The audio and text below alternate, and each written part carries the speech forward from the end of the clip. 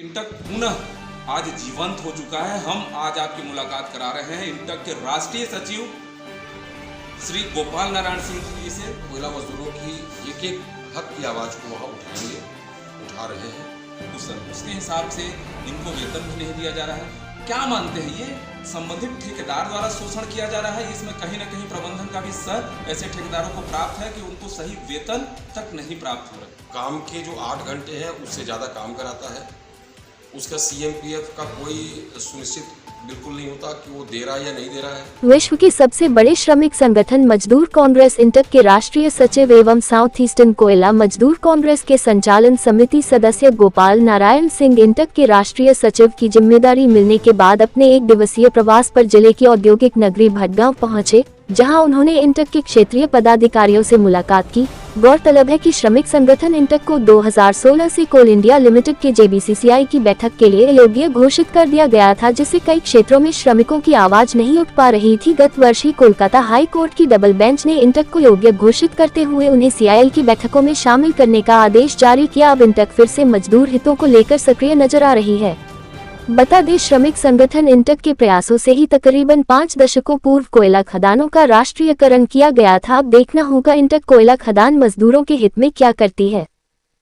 Indian national trade union Congress की बात की जाए तो यह सबसे पुराना श्रमिक संगठन है, जो भारत की आज़ादी से तकरीबन 3 माह पूर्व 3 मई 1947 को इसका गठन किया गया। उस समय जब गठन किया गया तो यह पहला श्रमिक संगठन था जिसने देश की आज़ादी में भी बढ़ चढ़कर हिस्सा लिया था। और ख़ास बात बता दूं मैं, जिससे आपके घरों में रोशनी होती है, अर्थात राष्ट्र को रोशन करने वाले जो श्रमिक होते हैं उन खदानों में काम करते थे जहां ठेका प्रथा थी, उसे राष्ट्रीयकरण कराने, निजीकरण से राष्ट्रीयकरण कराने का काम भी इंटक ने किया था। और बखूबी 2016 तक इंटक एक अलग पायदान पर रहा। 2002 तक की बात की जाए तो तकरीबन 3.5 मिलियन सदस्य इंटक में थे। बात करा रहे हैं इंटक के राष्ट्रीय सचिव श्री गोपाल नारायण सिंह जी से, जो AC के MC अर्थात साउथ ईस्टर्न कोयला मजदूर कांग्रेस के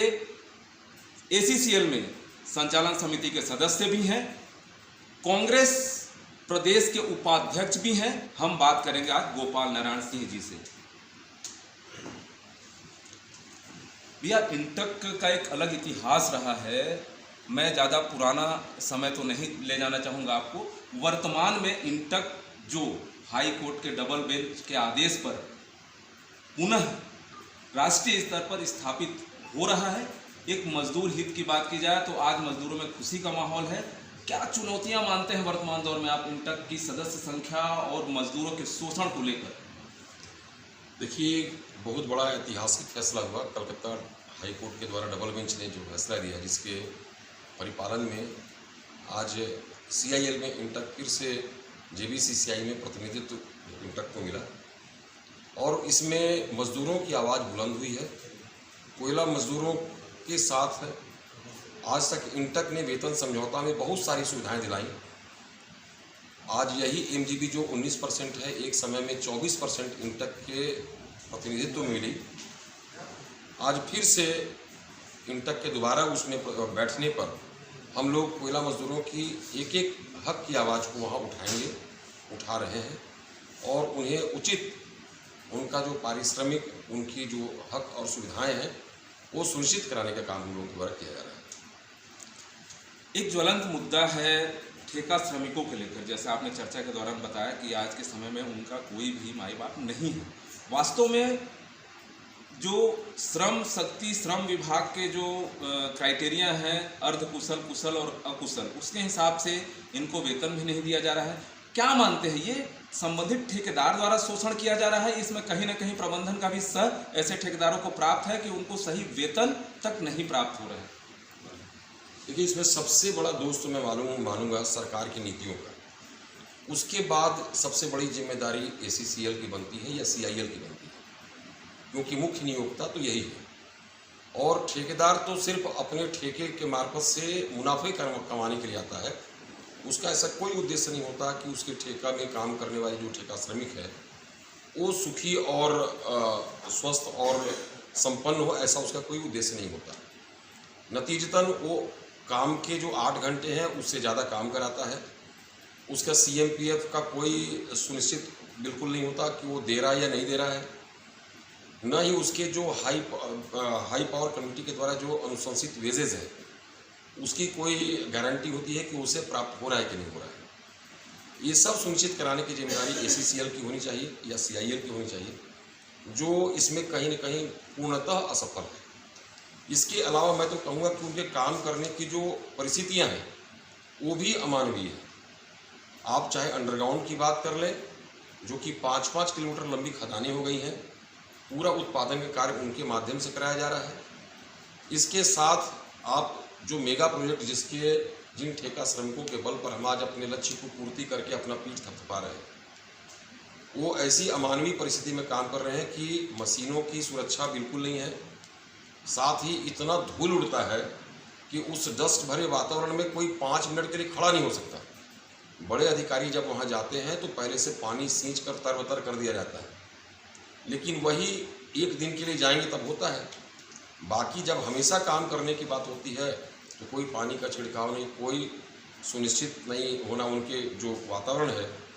आप ये अमानवीय परिस्थितियों में जहाँ उनकी ना आवास की सुविधा सुनिश्चित है, न काम की गारंटी है, वो कब तक काम करेंगे, कब भगा दिया जाएंगे, इसका भी कोई देख रेख करने वाला नहीं है। तो आज एक बहुत ही पुख्ता कानून की ज़रूरत है और मूल नियुक्ता होने के नाते ACCL की सबसे संपूर्ण जिम्मेदारी बनती है कि उसे देख रेख करके उसे कम से कम जिन परिस्थितियों में काम किया जा रहा है वो परिस्थितियाँ, काम के घंटे, उसका वेतन और काम की निश्चितता कम से कम सुनिश्चित करें।